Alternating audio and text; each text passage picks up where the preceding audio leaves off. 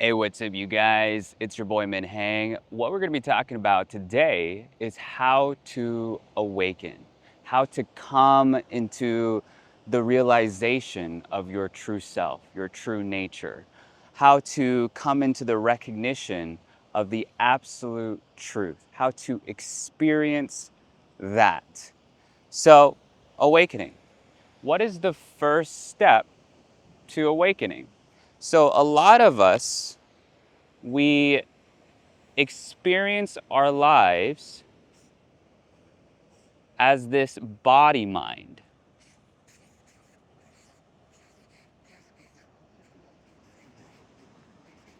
So, in this body mind, there are thoughts, there are memories, there are life experiences, there are sensations that are happening, there are things to do, things to accomplish in the future, past grudges from the past, right? So, there's a lot of things that are happening in the body mind, okay? There's our sense of personality that's happening within the body mind. So we have to disidentify from this body mind first. So, for example, again, there are thoughts, there are memories, and there are sensations. All of that is within the body mind. So, in order to disidentify from this body mind, we have to come into the recognition of awareness. Okay? This is awareness. Awareness is the silent background that is witnessing everything that is appearing onto the body mind.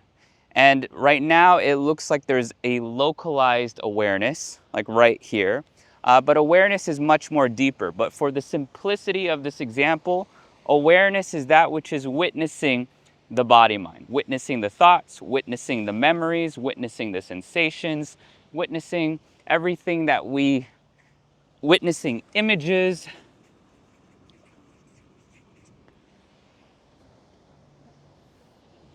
So for just a second, right now, allow yourself to be the witnesser of the sensations, the thoughts, the images, the memories coming and going.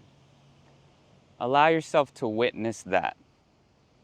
And what we'll find as we start to become the witness of that, a sense of peace might prevail, a sense of happiness might arise. Or what we'll find is that the thoughts might be consuming us. The sensations might be feeling a little bit clenched. The memories keep running back and forth. The images of, what to do today, what to do here, what to do here, consume us, right? So for some of us, it's very easy to come into this sense of awareness. And for others, we still might be very caught up in this body mind. This body mind might be very attractive, okay? It might be very, like, we just want to continue paying attention to it. And that's fine, because the nature of reality is that awareness is always here in the background. So when you're breathing, when you're sleeping, when you're caught up in your sensations, caught up in the images, caught up in the memories, the thoughts, awareness will always be here. Awareness is an ever-present background that is witnessing everything unfolding. There are two ways to go about awareness. So the first way is this process called welcoming. And then the second process is called letting go. So, what is welcoming? what is letting go? So, since awareness is always here, ever present, it is always welcoming everything. It's always welcoming the body, mind, the thought, the sensations, the images, the memories. That's our true nature. So what we'll find is that our true nature is always welcoming 24/7 everything that is unfolding, right? And what is letting go? Now, a lot of us, we see letting go as an action, something that we have to do, something that we have to vigorously, make happen. But the nature of letting go is very natural because everything comes and goes, okay? So for example, if you look at your thoughts, they come and they go. They are welcomed and they are let go. They are welcomed and they are let go. So welcoming and letting go is a very natural process to help us come into awareness, right? So why is awareness important in awakening? Or why is awareness important in life? So for example, some of us are very high achievers, and it's very essential to be able, as my teacher says, to master the world. Why is mastering the world important? So take a runner, for example. A runner, as we're running a mile, as we're running a marathon, in order to reach our goals, there has to be some level of disidentification from the body mind, from the sensations, the thoughts, the memories, and the images. Because if there's too much identification with the body mind, if there's too much identification with our sense of tiredness, with our sense of I can't do it, with our sense of I want to give up, if there's too much identification with that, it becomes much more harder to reach our goal. So awareness is very helpful in being able to accomplish high-level goals, because when we aim high, that's when all of our suppressed stuff starts to come up, okay?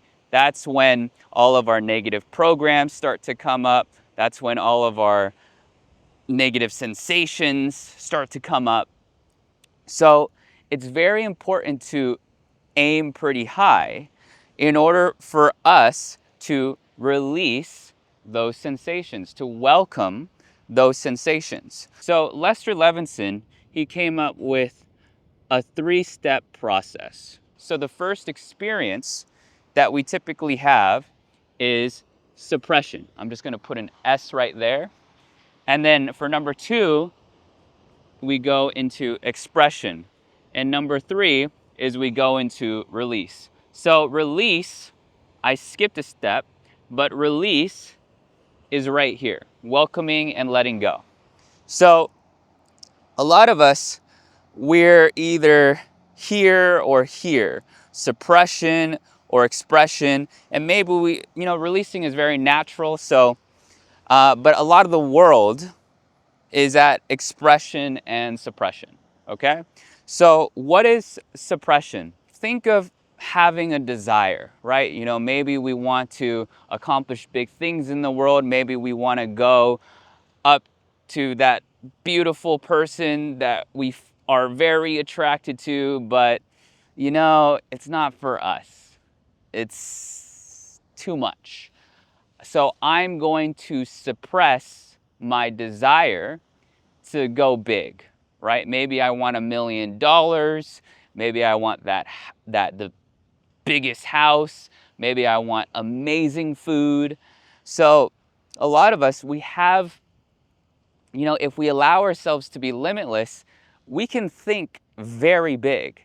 But there are all these beliefs that suppress that desire, because if we start aiming big, stuff starts to come up.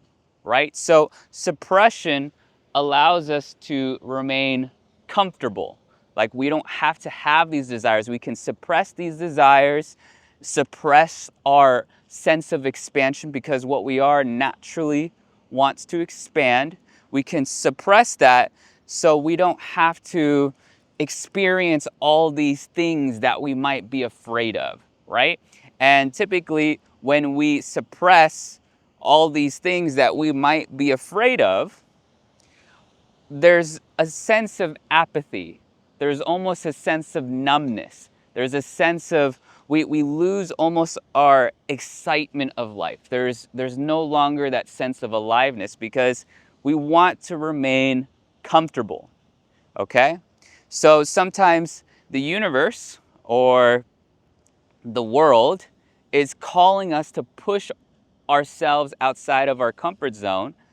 However, we might be too afraid of it, so we suppress our desires, we suppress our wants, and then it starts to turn into this kind of thick sensations. Sometimes there's a little bit of a sense of regret all there, and then we don't like that feeling of regret, so we suppress it even more, and then we get into this state of apathy. Okay? So Lester Levinson, he has this map of anatomy, map of emotions, and the first one is apathy. Apathy. Then the second one is grief. Is it grief? Ag flap. Okay. The third one is fear. The fourth one is lust. 5 is anger. 6 is pride. And then and then the last 3 is courage. 8 is acceptance. And 9 is peace. All right, so hopefully you guys can all see that. It's kind of so this is the map of emotions that Lester Levinson talks about. Maybe you guys have seen this. There's another map that has been popularized by Dr. David R. Hawkins.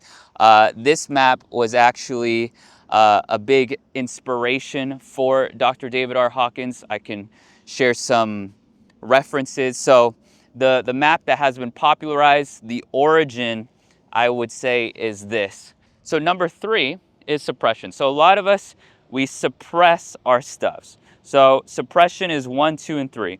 Apathy, grief, and fear, okay? So number 2 is expression. So a lot of the world, a lot of YouTube, what you'll notice is on the level of expression, okay? So for example, a lot of us, since we feel so suppressed inside and we don't know what to do with all these emotions and we're just so done. Some of us are just so tired of being suppressed, so conditioned that we're just ready to just break free from it. And in breaking free from it, there is a lot of tension. Sometimes, we're willing to go all the way to be able to break free from it. So sometimes expression can be very healthy. It's much better than suppression, but it can lead to very outlandish, potentially slightly destructive behaviors or very addictive behaviors, right? So expression is typically, anger, lust, and pride.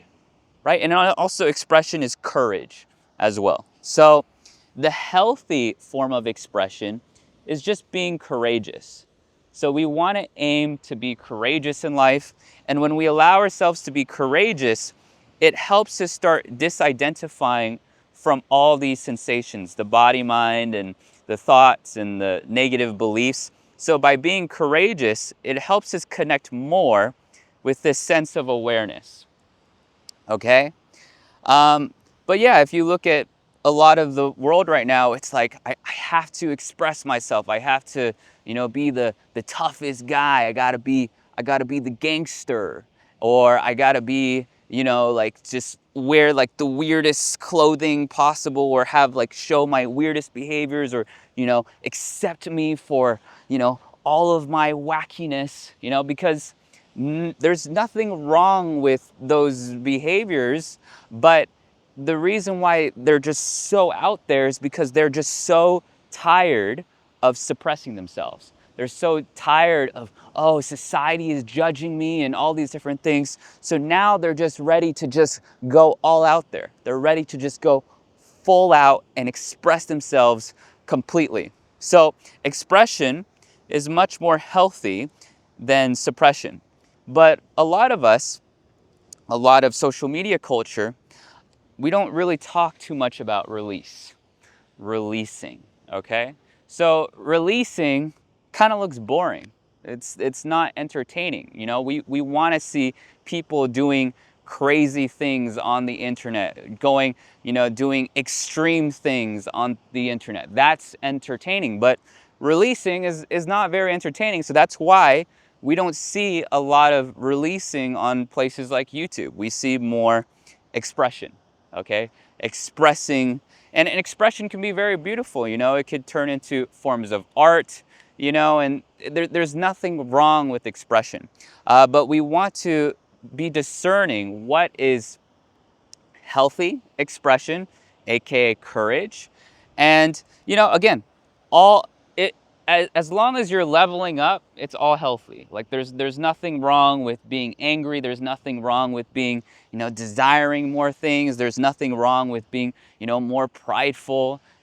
There's nothing wrong with any of those things. Allow yourself to welcome that, because that is going to get you out of apathy and grief and fear. Like having these desires allow you to move forward, right? We can actually sublimate.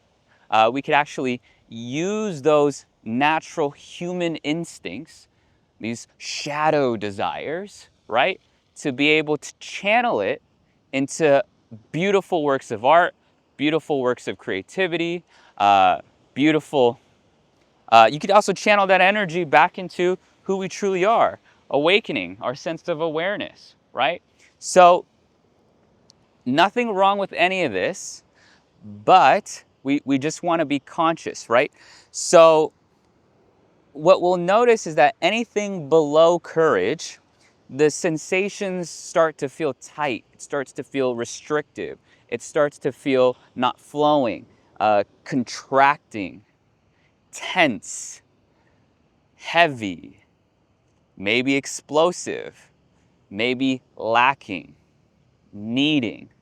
So we want to be aware of the subtle frequencies, the vibrational frequencies that every emotion emanates, because every emotion is simply energy in motion.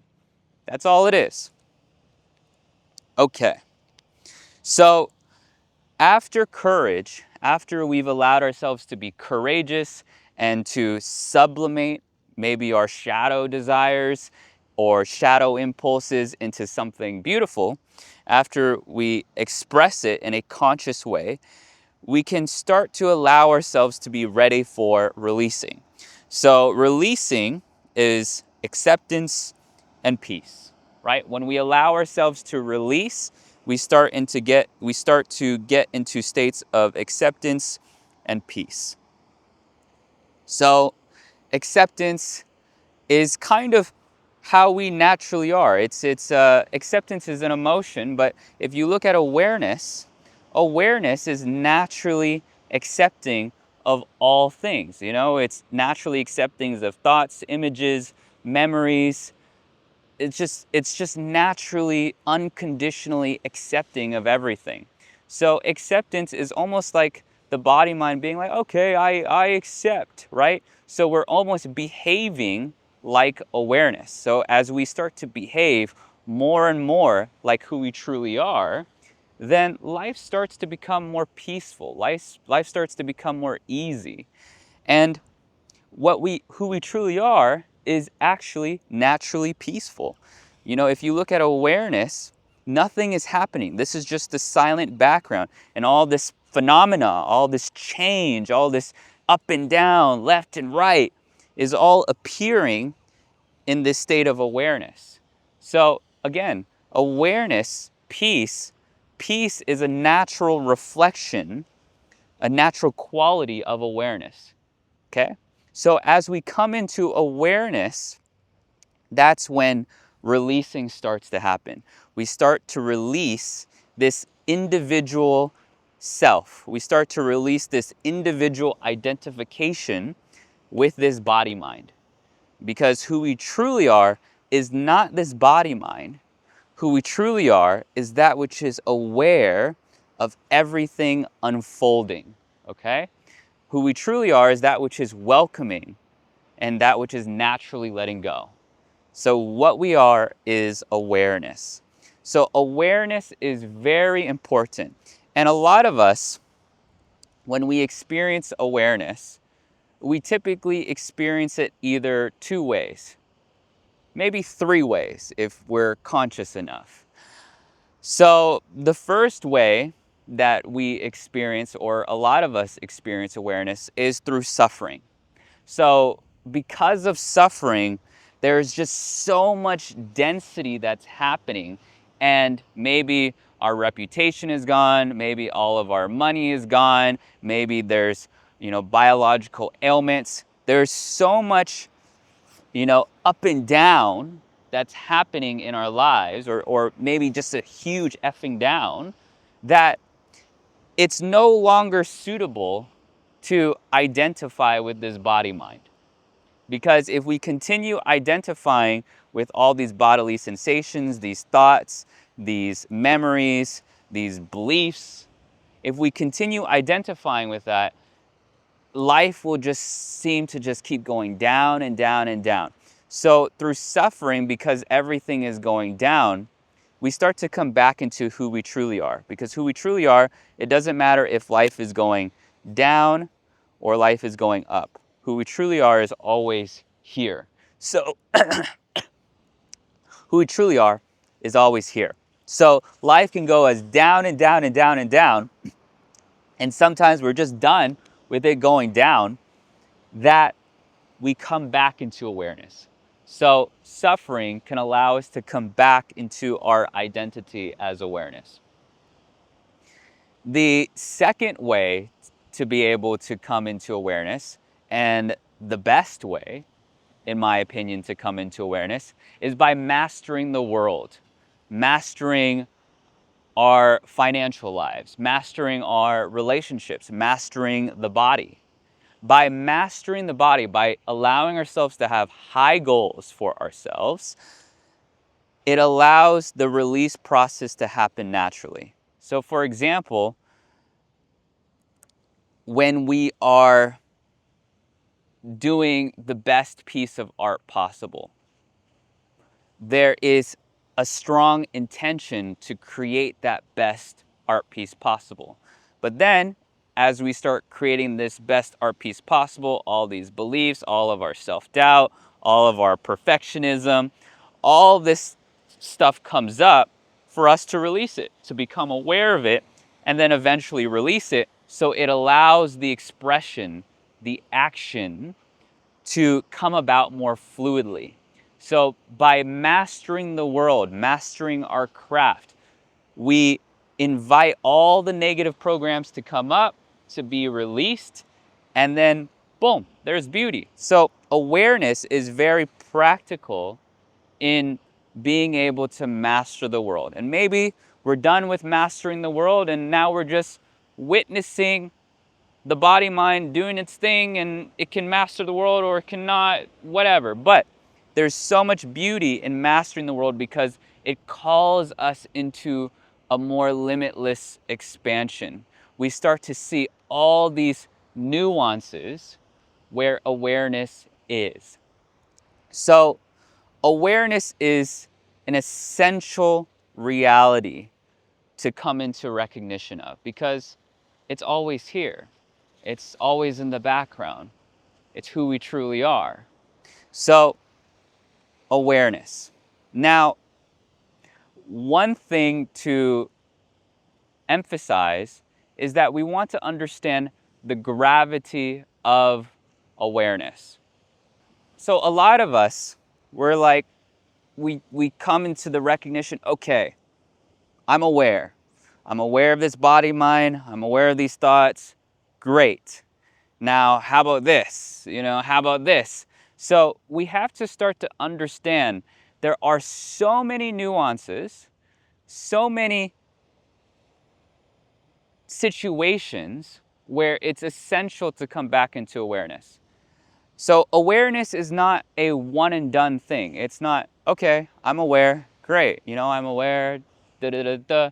And then you go about your daily life, you're on social media, you're entrenched in all the content, or you're eating food and you're entrenched in your cravings and you just want to get that food, or you see your money go down and then you're entrenched in all these sensations, or your relationships, people are disapproving of you and you're like so caught up in your self-identity. So we have to understand that awareness is always happening. It's always here. There is no happening, but it is always here. And we want to be able to recognize that it's important to stay aware, to always be aware.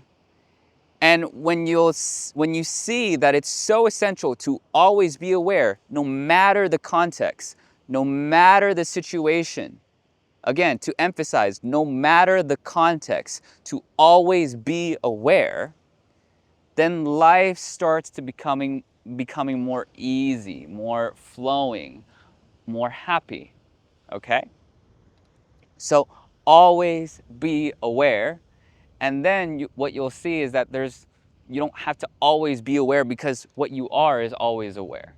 You start to live from that truth of always being aware.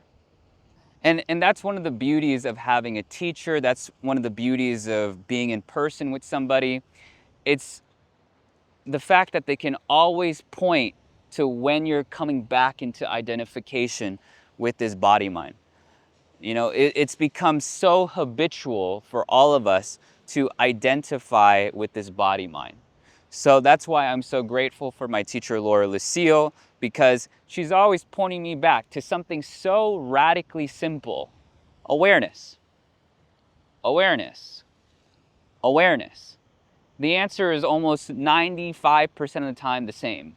In certain contexts, she'll change it up, but 95% of the time, she's just pointing me back to awareness.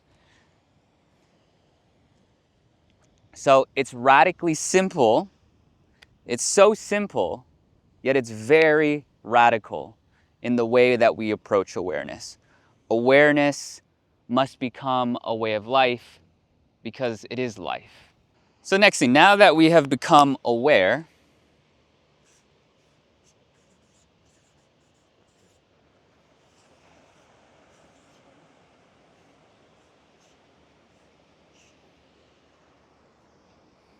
how do we come into awakening?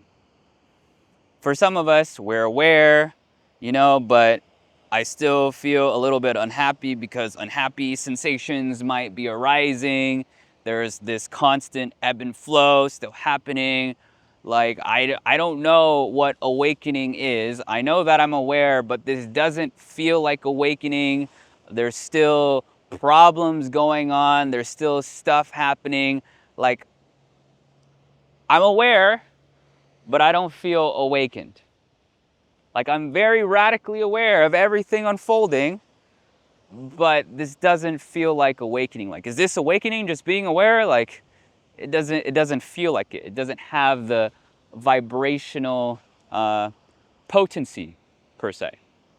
Okay, so to solve this, there is this new thing that was invented by the Advaita tradition, I think by Ramana Maharshi. But anyways, there's this new tradition called non-duality.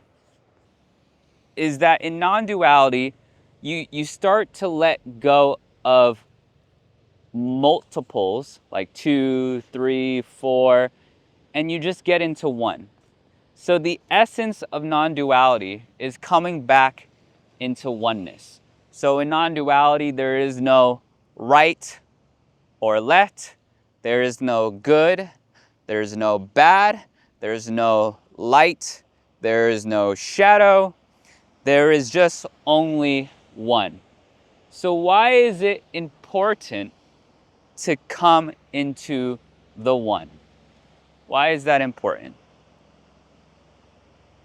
Because awakening is the recognition of the oneness that you are. So what is awakening? Again, so awakening is that which is true at all times.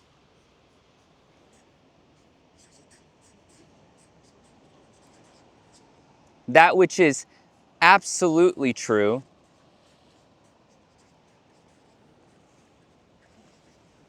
at all times.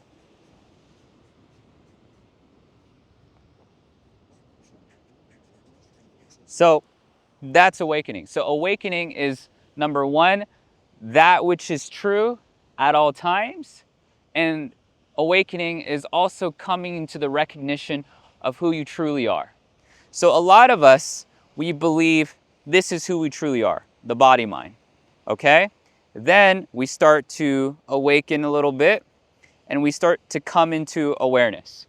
We start to become the witness of this body mind. However, what we'll notice is that there's still two. There's awareness and there's the body mind. So this is not exactly non-duality. This is not exactly one, but this is two. You see?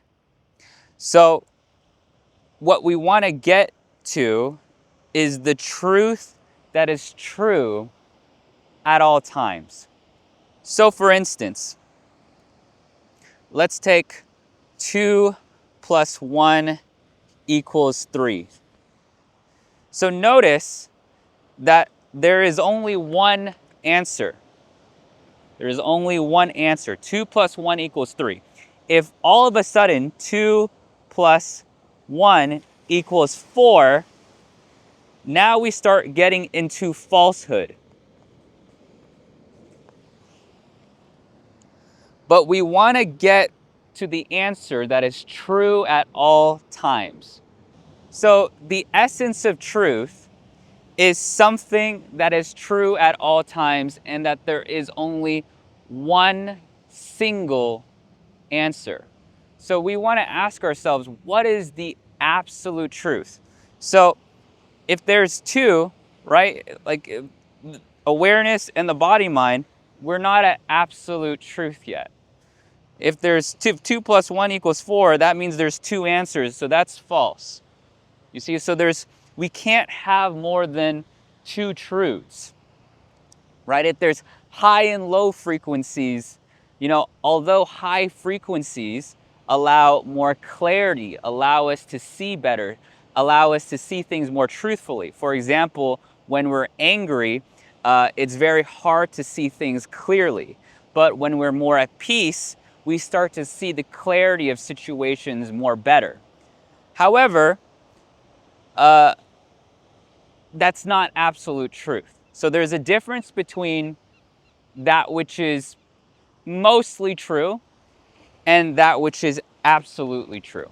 So awakening is basically the recognition of the one that is absolutely true at all times, no matter the situation. So for example, 2 plus 1 has to equal 3.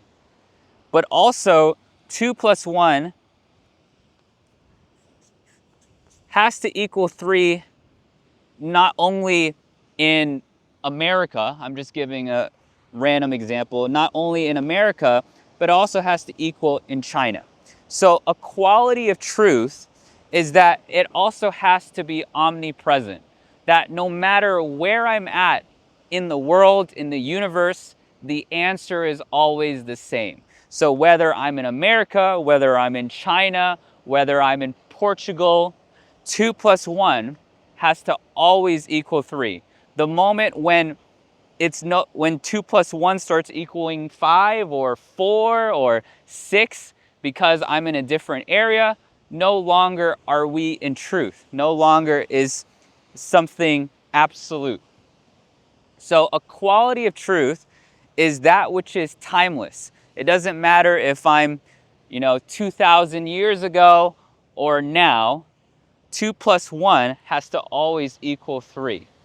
Okay? There always has to be, we have to get to this answer absolutely. Okay? So what is something, so what we must ask ourselves, what is something that is true at all times? It doesn't matter, prehistory, all the way in the future. It doesn't matter if I'm here or there.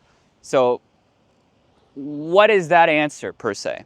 So a beautiful principle that I've learned is this principle called being.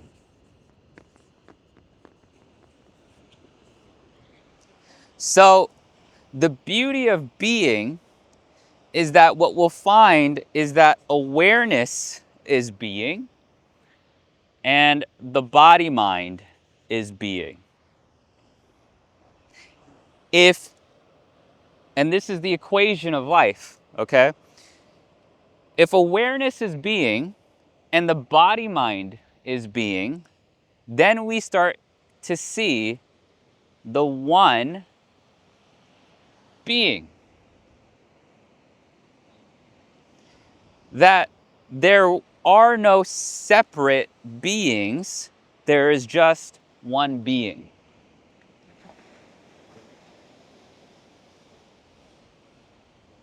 Again. And we can even go a little bit further. Awareness is being, the body mind is being, that which is outside is being, the background, the ever-present background is being. When we start to see, and maybe even, it doesn't matter, like when we start to see that everything is being, then we can equate to the one being. So there is only one being.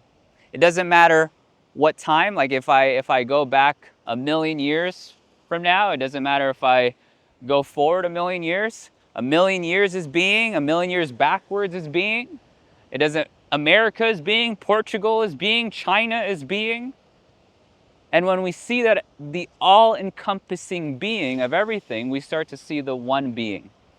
So there is only one being. And that's the answer. That's the non-dual truth. That's the one answer. And that's who we truly are.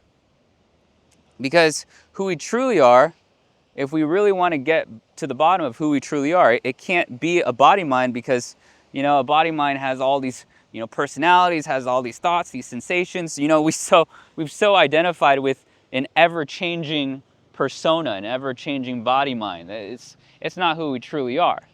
So it's like, oh, who I truly am is the same person when I was 5 until 96. Like it's not the same. It's not the same. So who you truly are is never this body mind. Who you truly are is something much more deeper. And in order to get into who you truly are, we get into the essence of one being. So again, this is a lot of people, when they think of being, they think of, oh, it's this personality. It's really not. Like, don't make, no. That's a lot of society, like being yourself. Like this is not who you truly are. So, boom, the one being. And in this one beingness, we start to awaken to who we truly are.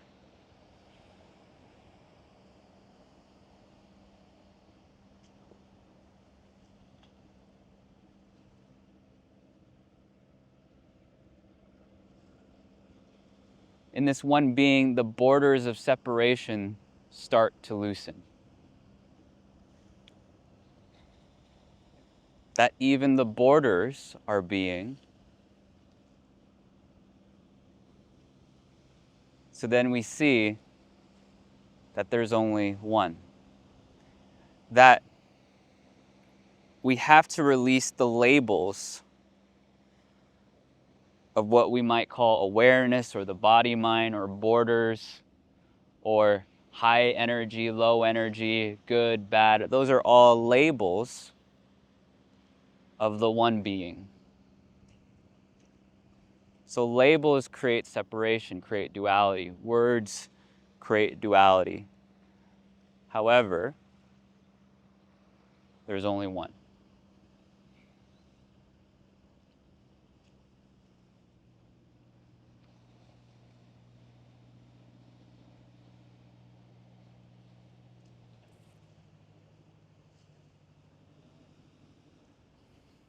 In this one beingness, there's absolute freedom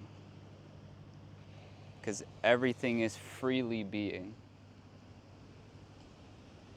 There's ever-present love because if everything can unconditionally be as it is, that no matter what we are, we're being, then can we see the unconditional love of everything? That everything is love.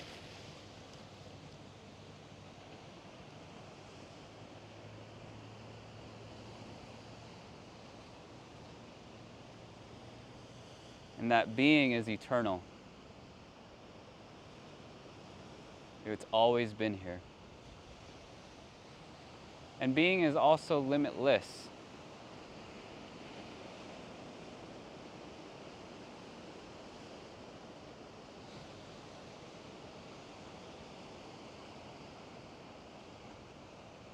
There are no limits to being. Even in the greatest sense of nothingness, there is being.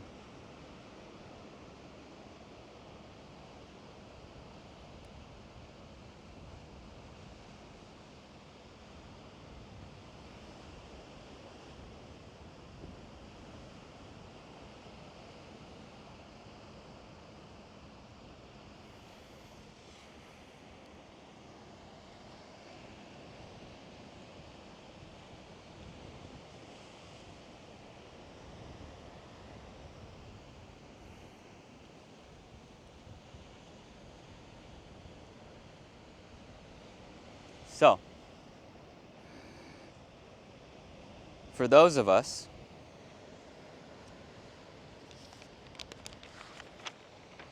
that have awakened to this one beingness, I invite you to explore. I invite you to live life in a way that reflects our true nature. And there's nothing wrong if you want to go deeper into separation, and so be it. If you want to experience awareness, that which is aware of awareness, then so be it. There's absolute freedom to be.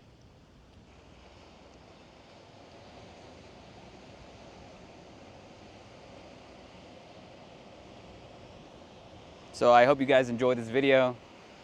There's nothing else to really say after that.